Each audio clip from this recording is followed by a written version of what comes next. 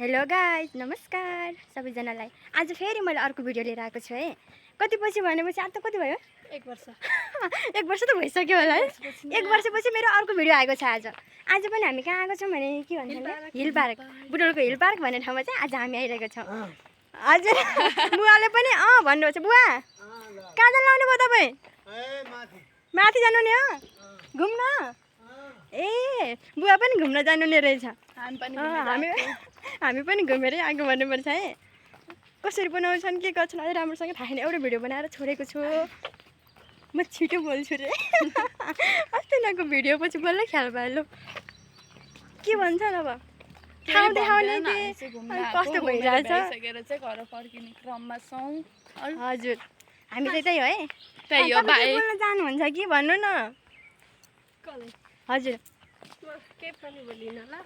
ल अहिले चाहिँ नबोल्नु त्यसो भए। अनि त्यो उसमा के भन्छन् मलाई नै थाहा छैन अर्काले के भन्नु हो। अलि पर गएर अर्को भिडियोमा फेरि गाँच्नु छौँ ल। वेट मार।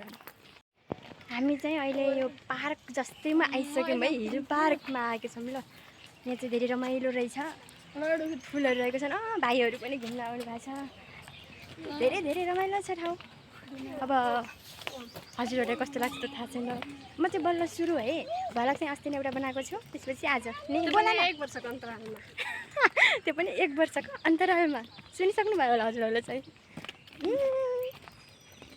अर्को चाहिँ वाउ कति राम्रो फुल हेर्नु त। फुल बनिरहेछ उता हेर्नु न। टिकटक पनि बनिरहेछ है। टिकटक पनि बनिरहेछ। अनि पछि चिडियाघर हो कि के हो?